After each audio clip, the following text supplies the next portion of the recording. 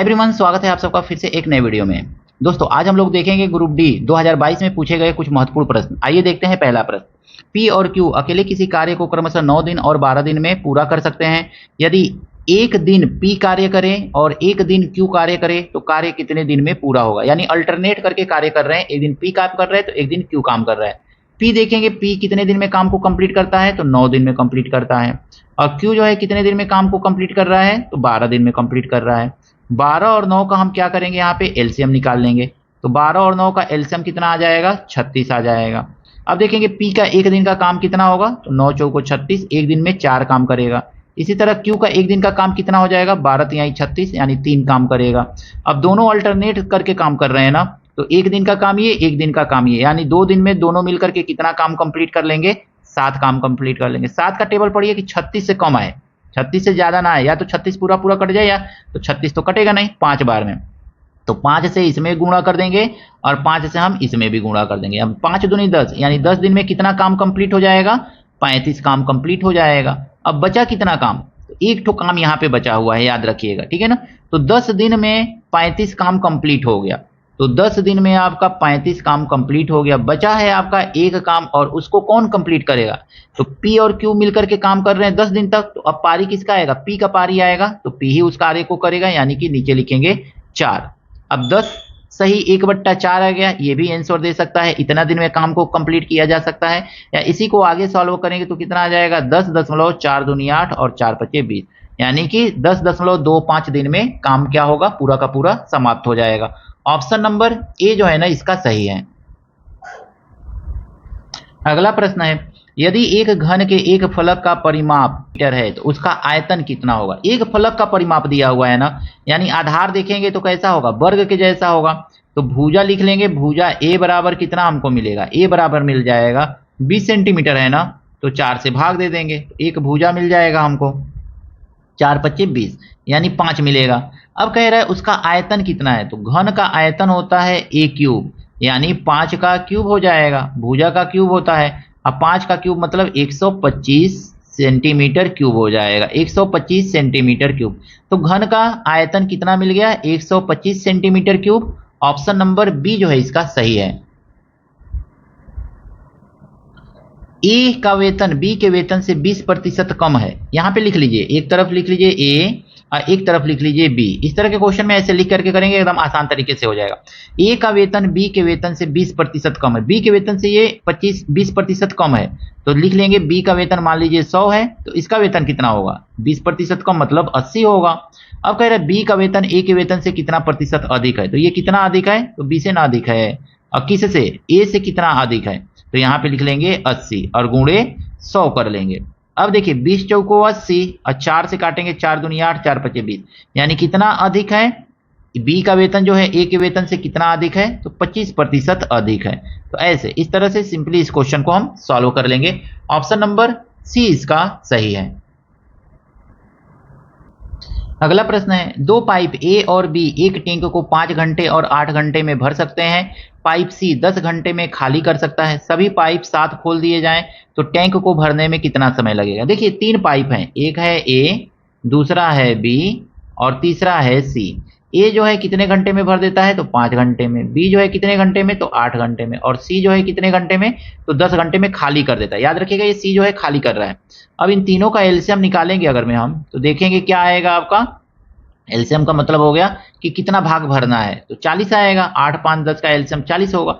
ए 1 घंटे में कितना भर रहा होगा, तो 5 वाटे 40, 8 भाग। बी 1 घंटे में कितना भर रहा होगा, तो 5 भाग, 8 5 40। और सी 1 घंटे में कितना खाली कर रहा होगा, तो 10 चौको 40, 4 भाग खाली कर दे रहा है। अब यहाँ पे ध्यान से समझिएगा, इन दोनों को जोड़ना है, तो 8 5 13, 1 घंटे में 13 भाग भर रहा है, लेकिन कितना भाग खाली हो जा रहा है, 4। 13 में से 4 भाग खाली हो जाएगा, तो 1 घंटे में 9वें भाग ना भरेगा, तो 9 भाग क्या हुआ, भर गया। अब 9 भाग भरा 1 घंटे में, तो 40 भाग भरने में कितना समय लगेगा, तो हमको क्या करना है, यहाँ पे 40 में 9 से भाग दे देना है। तो 9 चौको 36 सही 4/9, यानी 4 सही 4/9 घंटे का समय लगेगा पूरा टैंक को भरने में, अगर मैं तीनों नल एक साथ खोल दिए जाए। ऑप्शन नंबर बी जो है इसका सही है, 4 4/9, ये इस तरह से लिखा गया है ऑप्शन। इस प्रश्न में कहा गया है ना, साधारण ब्याज पर एक निश्चित राशि 2 वर्षों में रुपया 1250 और 5 वर्षों में 2000 हो जाती है। प्रति वर्ष ब्याज की दर ज्ञात कीजिए। देखिए, जब भी ऐसा क्वेश्चन देना तो आप देखिए शुरू में क्या दिया है, 2 वर्षों में कितना हो जा रहा है, 1250 रुपया हो जा रहा है, और फिर 3 साल के बाद ये कितना हो जा रहा है, तो 3 साल के बाद ये हो जा रहा है, 3 वर्ष के बाद हो जा रहा है 2000 रुपया हो जा रहा है, 2000 रुपया हो जा रहा है। तो यहाँ पे देखेंगे कितना ब्याज के रूप में मिला है, यानी एसआई के रूप में कितना मिल गया है, तो 0, 5 में से 5 गया, 10 में से 5 गया 5, 9 में से 2 गया 750 रुपया, यानी 3 साल का ब्याज हमको 750 रुपया मिला है। तो हम दर मालूम करेंगे, दर बराबर एक याद रखिए फार्मूला, एसआई मल्टीप्लाई 100 बट्टा P into R, P into R. ऐसे भी निकाल सकते हैं, और भी कई तरीका होता है, उससे भी निकाल सकते हैं। तो इसी से निकालिए, एसआई कितना है, 750 रुपया मिला है, गुणे कर लीजिए 100 और बटा कितना करना है, तो पी कितना है, 1250 पे ही तो मिला है, 1250 और मल्टीप्लाई 3 वर्ष का है। अब देखिए यहाँ पे इस जीरो से ये जीरो कट जाएगा, 25 तिया 75, अब 25 पचे 125, 3 से 3 कट जाएगा, और 5 से इसको काटेंगे तो 20 बार में कट जाएगा, यानी दर कितना आ गया हमारा 20%। यानी 20% की दर से क्या हो रहा है, साधारण ब्याज हमको प्राप्त हो रहा है। ऑप्शन नंबर बी जो है इसका सही है। अगला प्रश्न है, एक समान दूरी की यात्रा का औसत 15 किलोमीटर प्रति घंटा है, जाते समय चाल 20 किलोमीटर प्रति घंटा है, आते समय चाल होगी। देखिए, अगर में हम यहां से शुरू करें ना, ए से और बी तक जा रहे हैं, और फिर बी से ए तक वापस आ रहे हैं, तो जाते समय चाल कह रहा है कि 20 किलोमीटर प्रति घंटा है, 20 किलोमीटर प्रति घंटा है, और आते समय चाल पूछ रहा है कितना है, तो हम मान लेंगे कि x किलोमीटर प्रति घंटा है। अब हम जानते हैं जाने और आने के चाल का औसत चाल बराबर दिया हुआ है 15 दिया हुआ है, और जाने और आने का औसत चाल बराबर होता है 2u बटा u प्लस v, ये फार्मूला होता है u प्लस v। इसी पे हम क्या करेंगे, इस क्वेश्चन को सॉल्व कर लेंगे। तो 15 दिया हुआ है जाने और आने का चाल, अब लिखेंगे यहाँ पे ना हम 2, जाने का चाल कितना है 20 के स्पीड से जा रहा है, और आ रहा है कितने के स्पीड से, मान लीजिए x के स्पीड से आ रहा है, और बाई नीचे लिखेंगे u कितना है 20 के स्पीड से जा रहा है और आ रहा है प्लस x के स्पीड से। इसी को सॉल्व कीजिए, तो देखिए 15 दूनी 30, 300 ये हो जाएगा, 300 हमारा हो गया, और प्लस 15 गुणे x, 15x हो जाएगा, 15x अब बराबर 20 दूनी 40x, 40x हो जाएगा। 15x को आगे ला करके माइनस कर लीजिए, तो आपको कितना मिलेगा, 40x में से 15x माइनस कीजिएगा, तो 5, 10 में से 5 गया 5, और 3 में से 1 गया 2, 25, यानी कि हमको मिलेगा 25x बराबर 300, यही तो मिलेगा ना। अब देखिए इससे काट दीजिए, 5 पचे 25, 5x बराबर कितना मिल गया हमको, तो 5 छके 30, 60 मिल गया। अब 5 से काटिए फिर, तो x बराबर हमको मिल गया 12, यानी जाने का चाल अगर में 20 किलोमीटर प्रति घंटा है, तो आने का चाल कितना है 12 किलोमीटर प्रति घंटा है, तभी तो वो किस औसत स्पीड से जा आ रहा है, 15 के इस औसत स्पीड से आ जा रहा है। तो आने का स्पीड कितना है 12 किलोमीटर प्रति घंटा। ऑप्शन नंबर सी इसका सही है। समांतर, यहां समांतर होना चाहिए। समांतर चतुर्भुज का क्षेत्रफल ज्ञात कीजिए जिसकी ऊंचाई 6 सेंटीमीटर और संगत आधार 15 सेंटीमीटर है। देखिए समांतर चतुर्भुज जो होता है ना, इस तरह से होता है, इस तरह से ये समांतर चतुर्भुज आपका बन गया। इस तरह से स्ट्रक्चर को हम समांतर चतुर्भुज बोलेंगे। अब यहां से जो ये परपेंडिकुलर गिरेगा ना इस पर है, और यहां से जो एक परपेंडिकुलर गिरेगा ना इस पर है, तो ये इस पर लंब है और ये इस पर लंब है। कह रहा है कि 6 सेंटीमीटर ऊंचाई, मान लीजिए कि ये 6 सेंटीमीटर है और आधार मान लीजिए ये 15 है, ठीक है ना। तो समचतुर्भुज का क्षेत्रफल क्या होता है, समचतुर्भुज का क्षेत्रफल बराबर होता है, समचतुर्भुज का क्षेत्रफल आधार गुणे ऊंचाई। बस इस फार्मूला को याद रखिएगा, इसी के बेस पे आप क्वेश्चन को सॉल्व कर लेंगे। आधार कितना है दोस्तों 15 है, और ऊंचाई कितना है तो यहाँ पे 6 है, 15 का 6 में गुणा करेंगे तो 15 छक्के 90 आएगा।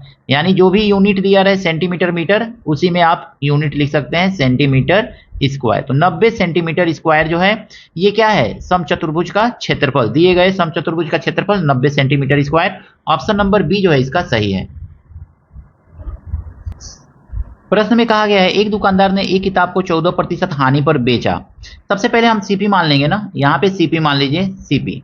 अब देखिए यहाँ पे सीपी हम मान लेंगे 100 रुपया, ठीक है। और 100 रुपया की वस्तु को 14% हानि पर बेचेगा तो कितने में बेचेगा, 86 रुपया में बेचेगा। हानि है तो 86 रुपया में ये बेच दिया।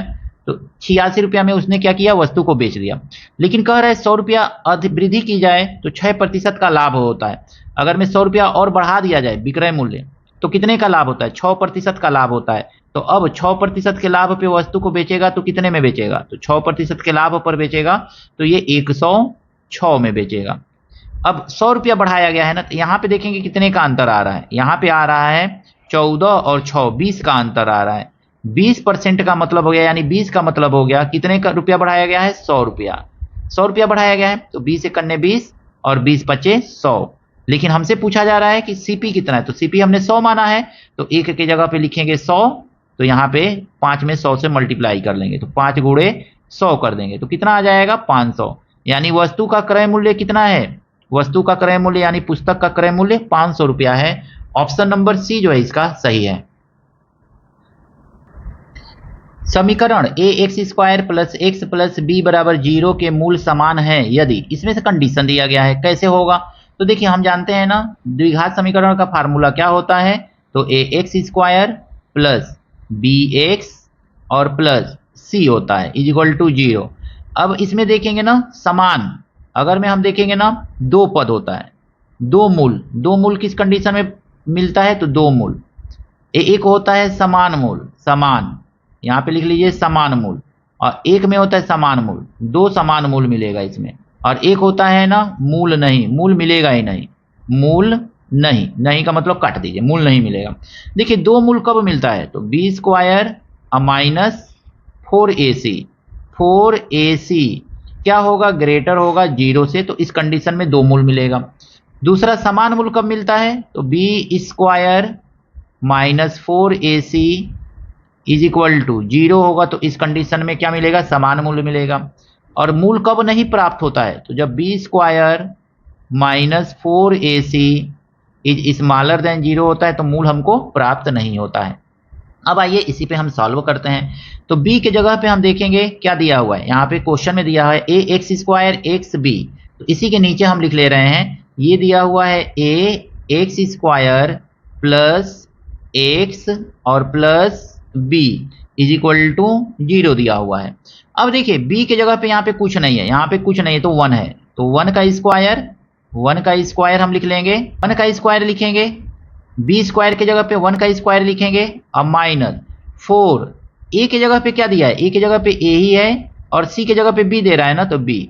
अब मूल समान के लिए हम लिखेंगे 0, तो ये 1 तो 1 ही रहेगा ना, तो इसी को आगे सॉल्व कीजिए, चाहे यहीं पे लिख लीजिए 1 तो 1 ही रहेगा और 4ab आगे जाएगा तो ये हो जाएगा 4ab, ठीक है। तो इस तरह से 4ab, अब 4 को क्या कीजिए इधर भेज दीजिए, तो अब यहाँ पे देख रहे हैं आप क्या आ रहा है 1 इज इक्वल टू 4ab आया हुआ है, यही तो आया है ना, 4 को इधर भेजिए 1/4 इज इक्वल टू ab।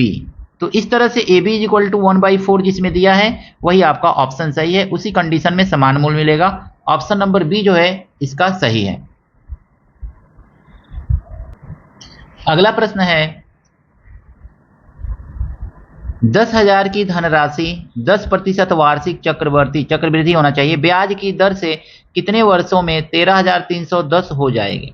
हम जानते हैं a बराबर होता है p ब्रैकेट में 1 plus r/100 to the power n, ऐसे लिख सकते हैं सिंपली।